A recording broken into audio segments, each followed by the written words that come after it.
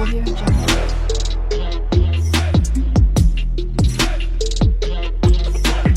Audio Jungle. Satgurudev की जय हो। भगत समाज को मुंशी भूषण का सत्साहेब जगत समाज के लोग जो सत्यता की जानकारी के लिए इच्छुक हो उन्हें मेरा राम राम। आज आप सभी के बीच संत रामपाल जी महाराज के खिलाफ चल रहे देशद्रोह एवं आतंकवादी गतिविधि में संलिप्तता के मामले में दिनांक 11/7/2025 को क्या क्या न्यायिक प्रक्रियाएं हुई के संबंध में जानकारी आपके साथ साझा करने आया हूं। न्यायिक प्रक्रिया क्या हुई जानकारी साझा करने के पूर्व मैं आप सभी श्रोताओं से अपेक्षा करूंगा कि मेरा यूट्यूब चैनल SSM-सतलोक अवश्य सब्सक्राइब कर लें तथा साथ में लगे घंटी के चित्र को टच कर घंटी बजा लें ताकि गुरु जी से संबंधित सारी न्यायिक कार्यवाही वाली प्रत्येक तिथि का वीडियो यूट्यूब चैनल SSM-सतलोक पर आसानी से मिल जाएगी।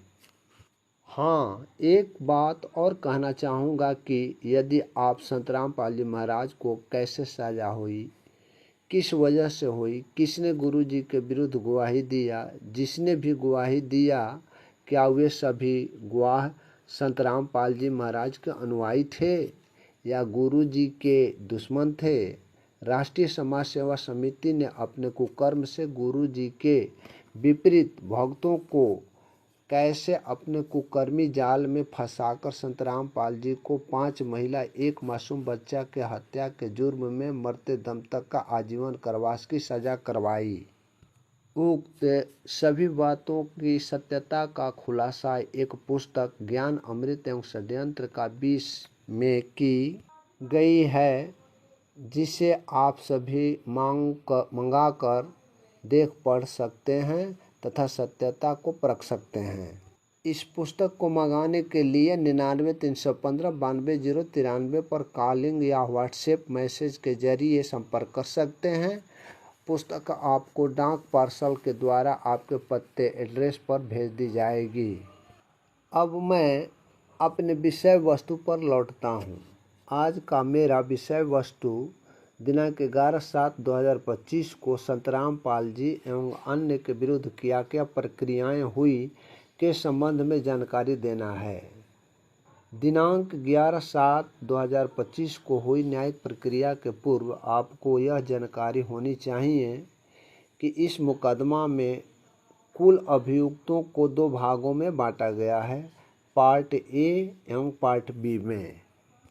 अब हम पार्ट ए के संबंध में आपको बता दूंगा कि इसमें 4 नाबालिग घोषित हुए हैं। नाबालिगों का नाम नवीन, पुष्पेंद्र, संदीप एवं लोकेश है। इस मुकदमा में दोनों पार्टों के जैसे ए एवं बी में से 12 अभियुक्तों की मृत्यु हो गई है। इस केस में आज की तिथि में कुल 14 अभियुक्तों को भगौड़ा अपराधी घोषित किया गया है। इस मुकदमा में जो जमानत पर हैं उनमें से कुल 23 अभियुक्त दिनांक 11/7/2025 को न्यायालय में उपस्थित नहीं थे। इनके तरफ से इनके अधिवक्ता ने अपना रिप्रेजेंटेशन दिया है। संत रामपाल जी मनोज जो कस्टडी में है, जिनकी पेशी वीडियो कॉन्फ्रेंसिंग के माध्यम से न्यायालय में पेशी दर्ज कराई गई। बबीता जो इस केस में जमानत पर है किंतु दूसरे केसों में जेल में है, जिनकी पेशी वीडियो कॉन्फ्रेंसिंग के माध्यम से हुई। उपरोक्त के अलावा सभी अभियुक्त जो बेल पर हैं यानी जमानत पर हैं, इनके अधिवक्ता MS नैन, अजय नैन, सचिन दास द्वारा रिप्रेजेंटेशन पिटीशन दी गई है। इस केस में दिनांक 11/7/2025 को वास्तव अभियोजन पक्ष का गवाही हेतु तिथि निर्धारित थी। कोई गवाह उपस्थित नहीं थे। ऊपर में मैंने बताया है कि कुल 23 अभियुक्त जो जमानत पर थे और न्यायालय में उपस्थित नहीं थे, जिनके तरफ से अधिवक्ता द्वारा उनके व्यक्तिगत हाजिरी से माफ़ी के लिए आवेदन दी गई थी, जिसे न्यायालय ने केवल उस दिन के लिए व्यक्तिगत हाजिरी से इस शर्त पर माफ़ किया कि यदि अभियुक्त के अनुपस्थिति में एवं उनके अधिवक्ता के उपस्थिति में साक्ष्य अभिलिखित की जाती है तो उन्हें कोई आपत्ति नहीं होगा। हालांकि इस रोज कोई गवाह उपस्थित नहीं थे। न्यायालय ने पीपी को निर्देश दिया कि केस संबंधी संपत्ति जो है उसे न्यायालय में प्रस्तुत कराना सुनिश्चित करें।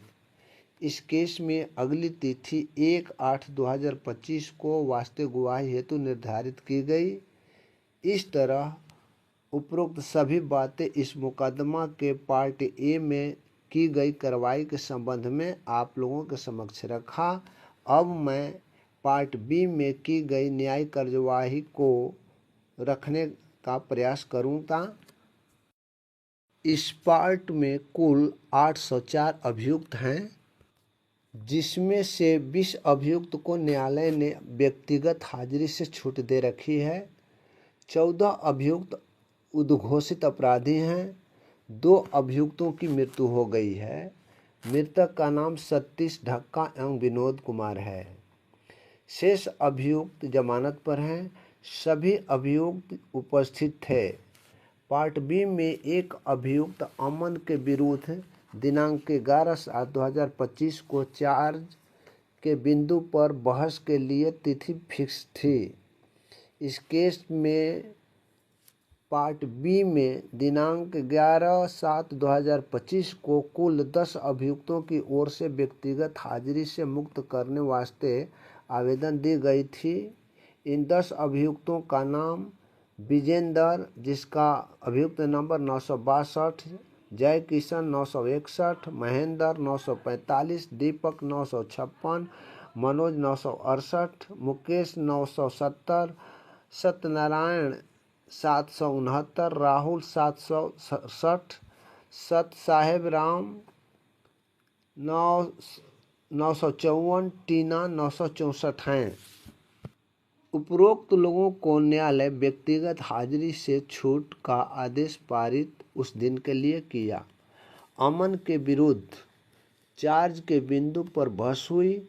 न्यायालय ने पुलिस द्वारा सबमिट चार्जशीट एवं अभिलेख पर मौजूद दस्तावेजों का अवलोकन करने एवं पक्षों का सुनवाई करने के बाद न्यायालय ने धारा 188 रीड विथ 149 भारतीय दंड विधान के तहत अमन अभियुक्त नंबर 17 के विरुद्ध आरोप गठित की गई तथा अभियुक्त नंबर 17 ने न्यायालय द्वारा पूछे जाने पर कि क्या अपना दोष स्वीकार करते हैं, तो अभियुक्त अमन ने अपने दोष को अस्वीकृत करते हुए कहा कि मैं निर्दोष हूं और ट्रायल फेस करूंगा।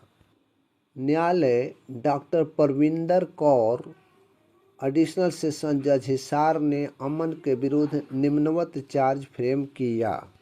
दिनांक 18/11/2014 को बरवाला थाना क्षेत्र के अंतर्गत आप यानी अमन अन्य अभियुक्तों के साथ मिलकर यह जानते हुए कि डीएम हिसार ने दिनांक 11/11/2014 से 144 सीआरपीसी की धारा के तहत प्रक्रिया लागू किया है और यह कि 5 या 5 से अधिक संख्या व्यक्तियों को एक साथ सतलोक आश्रम बरवाला जिला हिसार से 500 मीटर के आसपास तक घातक हथियार जैसे जेली, भाला, बर्छा, तलवार, लाठी आदि साथ रखने एवं एकत्र होने से निषेधात्मक आदेश पारित किया था।